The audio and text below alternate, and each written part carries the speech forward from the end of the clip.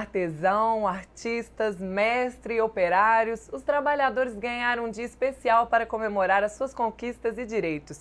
Desde 1924, no Brasil, em 1º de maio é comemorado o feriado do Dia do Trabalho. No Memória PUC TV de hoje, vamos falar mais sobre esses trabalhadores que fazem tudo acontecer. A construção civil é um setor que está em alta no mundo contemporâneo e demanda muita mão de obra. Em 2011, o jornal 15 Minutos fez uma matéria falando sobre o assunto. Um morador atento percebe facilmente o grande volume de obras de novos prédios pela cidade.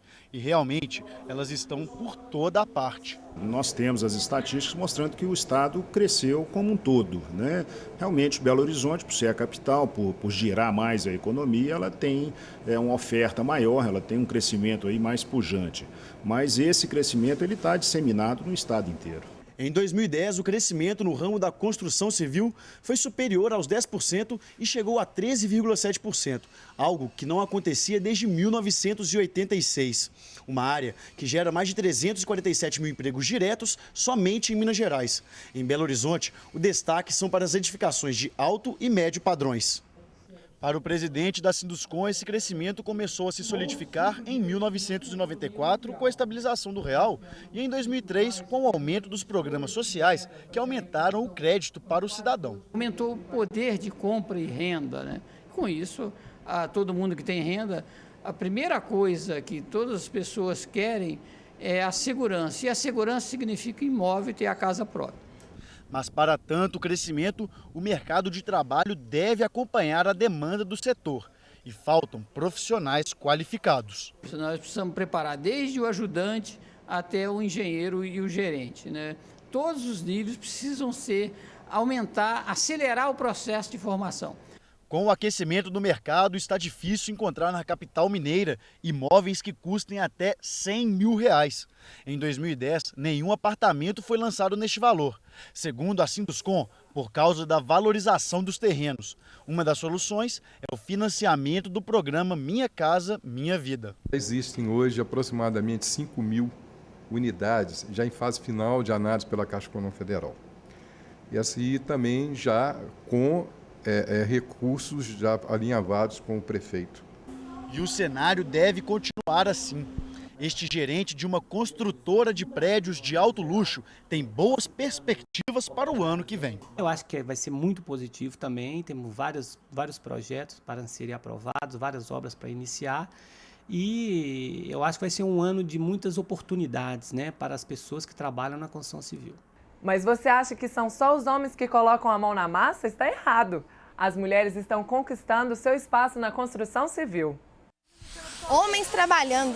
Essa é a placa mais comum de se ver quando o assunto é obras. Mas aqui em Sete Lagoas, Minas Gerais, as mulheres também fazem parte dessa empreitada. Agora são elas que lixam e dão acabamento às moradias do projeto Minha Casa, Minha Vida. Depois de participar de um curso de 80 horas do Senai, estas mulheres já fazem parte do mercado da construção civil. Eu tinha muita depressão antes de vir para cá agora. Estou gostando demais, está me envolvendo nesse serviço aqui. Nessa obra, a história de que lugar de mulher é em casa não existe. Prova disso é a engenheira responsável pela obra. A gente vê a necessidade aí de complementação de renda familiar e também de capacitação, satisfação pessoal. Então eu acho assim, tanto eu quanto elas, não importa a função que a gente tá, todo mundo quer se sentir útil, né? E bota utilidade nisso. O trabalho das mulheres pedreiras é reconhecido pelo encarregado da obra, que por vezes prefere o trabalho delas ao dos homens. Eu tenho uma pedreira aí, principalmente mesmo, ela está dando mais rendimento que os próprios homens. Porque eu ponho ela para instalar umas caixinhas para mim, ela me faz na meta de 3,5 casas por dia, enquanto um homem está me fazendo 2. Não, que melhor que é nós, ela não faz o que nós faz, não. Da onde quer ser melhor que é nós? Concordando ou não, o fato é que elas têm crescido no mercado de trabalho. Aplicar nesta obra o conhecimento adquirido no curso é uma grande oportunidade para mulheres como Luzi Cleide, que aos 38 anos teve sua carteira assinada pela primeira vez. Tem explicação. É irradiante, sabe? É irradiante, não tem como explicar para você, não tem palavra para falar. Que cada vez que eu chego em casa, que eu abro a gaveta da minha cômoda, que eu olho a minha carteira, assim, eu fico pensando que eu estou até sonhando. Fora da correria da cidade, os trabalhadores rurais seguiam de acordo com as épocas de colheita. Outra reportagem que vamos ver do jornal 15 Minutos fala mais sobre os direitos de quem trabalha no campo. Em todo o estado, cenas de exploração se repetem a cada dia. Na época da colheita, a contratação irregular de mão de obra aumenta. Segundo o presidente da Federação dos Trabalhadores da Agricultura em Minas, a entidade chega a receber 40 denúncias de maus-tratos por mês durante o período da safra.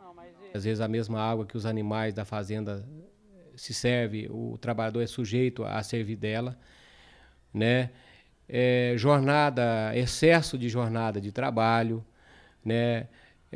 Não pagamento do salário em dia, enfim, vários fatores que levam à situação de estar isso cobrando as autoridades. Porque às vezes tem aquele empregador, aquele cidadão que insiste em não cumprir com a lei.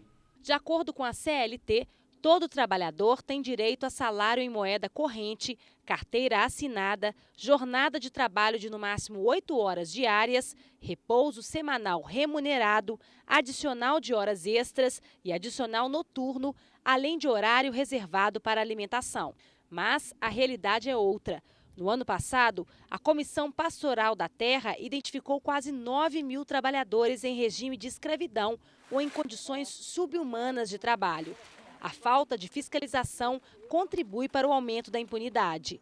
Atualmente, apenas 300 fiscais são responsáveis pela vistoria nas 5 mil propriedades rurais espalhadas pelo estado.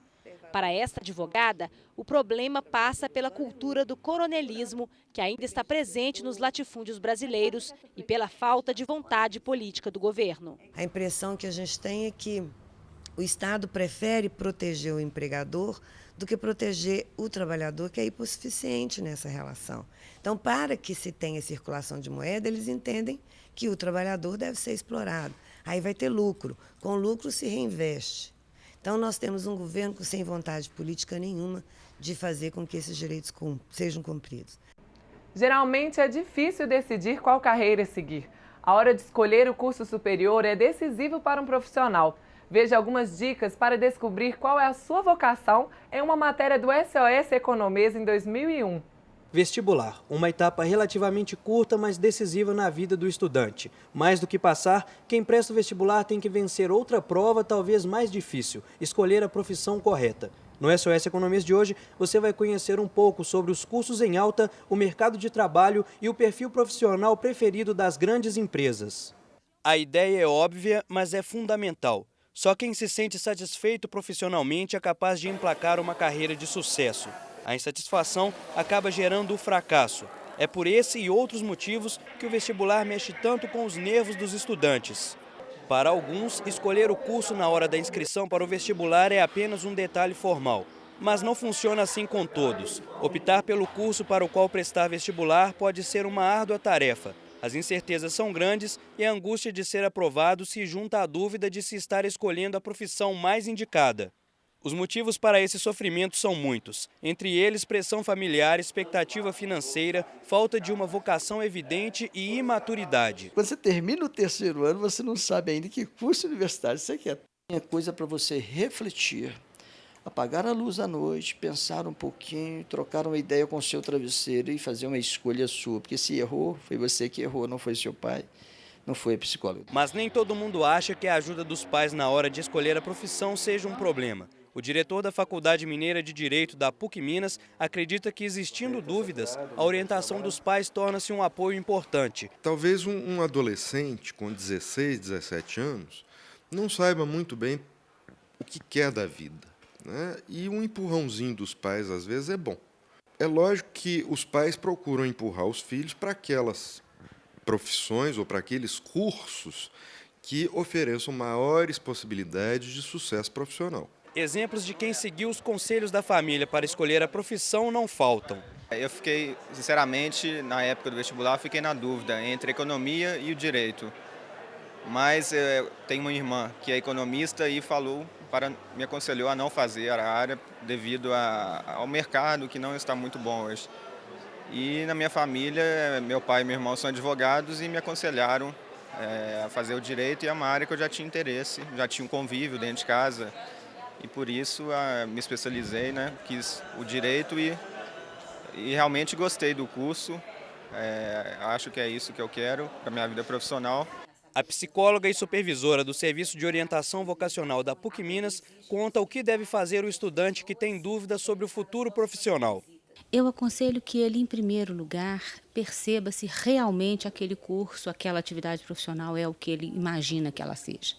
Como fazer isto? Os guias de candidato de vestibular hoje, a maioria deles já traz informações sobre o curso, sobre a duração do curso, sobre o mundo do trabalho. Eu costumo dizer que o indivíduo deve procurar namorar a profissão antes de casar-se com ela.